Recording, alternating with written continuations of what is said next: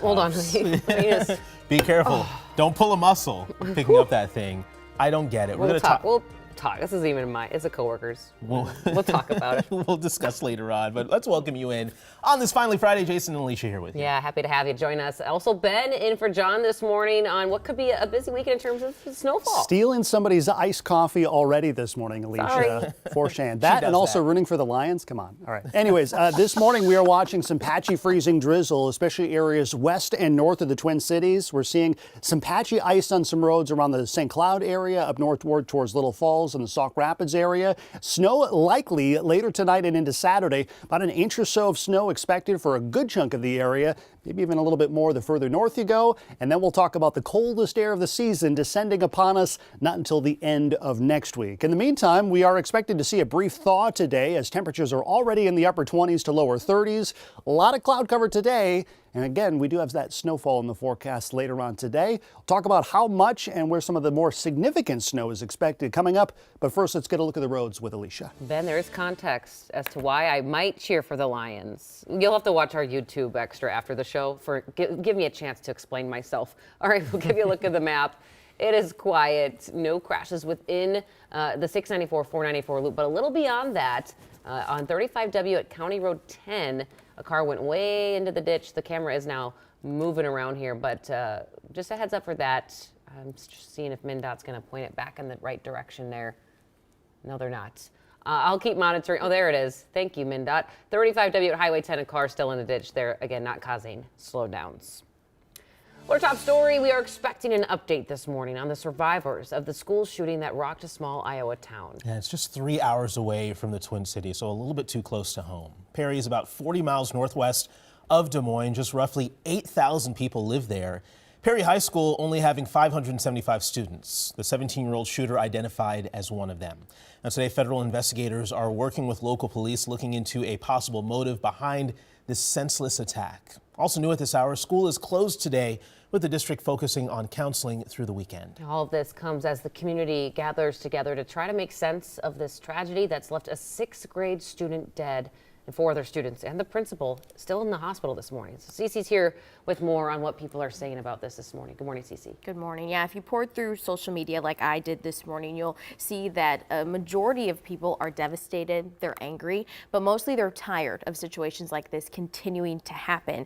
I put together some of the X posts that I found this morning, one from the vice president just sending out her condolences. And we also have NAACP calling on lawmakers to take some action to protect kids in our country. And we also have parents just saying that they're processing this. It's hard to process, and also kind of they're scared to send their kids to school now. So the tragic situation unfolded on the first day back from winter break. Just hours ago, you see here hundreds of people gathered in the cold for a candlelit vigil at a park. Hours earlier, students were brought to that same park to reunite with their families after the shooting. Many calling this shooting a senseless tragedy. A bit ago, we mentioned a 6th grader was killed during the shooting. Last night at the vigil, community members took time to remember. The young man that was killed today was an amazing little boy, and he was the sweetest. And I know his family, and I want them to realize how amazing he was. Yeah, just sad moments there. And as mentioned, an investigation is happening right now, and police are trying to figure out a motive. But we know that classmates of the shooter say he was bullied since elementary school, and he, quote, got tired of it. But I'll be back in 30 minutes with more reaction, but a lot of things pouring in this morning. It's so frustrating to know that we live in a world now where you can look into your little baby's eyes and send them off to school in the morning and not be assured that they're going to be coming home. It's the worst thing. Yeah. Every parent's nightmare realized for sure. Really? Yeah. Cece, thanks. Well, almost immediately after a tragedy just like this one, debates over gun control and laws erupt nationwide. And just 3 days ago, the Iowa chapter of the March for Our Lives movement laid out their priorities for gun safety legislation to lawmakers. Those include like mandatory reporting for lost or stolen firearms, closing the domestic violence and stalking and hate crimes loophole, as well as extreme risk protection orders.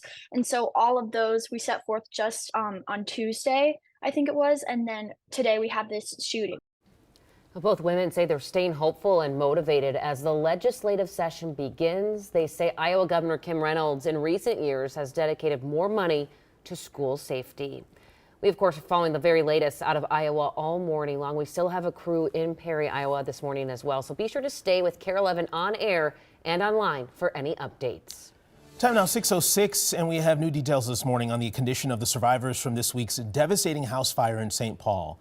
This comes just hours after learning one of the 6 children pulled from the burning building died. The father of the children shared on a GoFundMe page that his oldest daughter has died. He also says 2 of his other children are not expected to make it, and another child has a 50-50 chance of survival. His wife is also fighting for her life in the hospital right now. According to that post, 2 of the children are out of what he called a critical zone. Now, the GoFundMe has skyrocketed to well over $100,000. Those donations will pay for funeral costs. If you'd like to help, we have a link to it at kare11.com. This morning, the people who moved out of Minneapolis' largest homeless encampment are waking up in a new site just 3 blocks away. The city says it's trying to get the unhoused shelter if they want it. But as Sammy Salina shares, there's distrust. I'm Sammy Solina. We checked in with multiple shelters in Minneapolis who told us they didn't see an uptick in people coming to them for services, even though there was a massive encampment closure. Residents of Camp Nenekasi have cited concerns about turning to shelters and that the resources accessible don't cater to Native culture. Our crews on the scene have seen many people relocate to another encampment a few blocks away. In about 10 hours, a celebration of life will begin in Mankato for Sergeant Cade Wolf. The Minnesota native was killed in a helicopter crash in November. This new video shows a procession down the streets of Mankato as his body returned home. Today, Governor Walz has ordered flags to fly half-staff in Wolf's honor. All are welcome to today's event. It begins at 3 p.m. at the Mankato National Guard Armory. In just a few hours, the Colorado primary ballot will be certified with former President Trump among the Republican candidates. Colorado tried to keep Trump's name off the ballot because of his involvement in the January 6th riots. The U.S. Supreme Court hasn't ruled yet on whether Trump should be on or off the ballot. Now, Illinois has joined the more than a dozen states petitioning to remove Trump from the ballot. The petition is similar to the others, relying on the 14th Amendment, which prohibits anyone from holding office if they engaged in insurrection or rebellion against the country.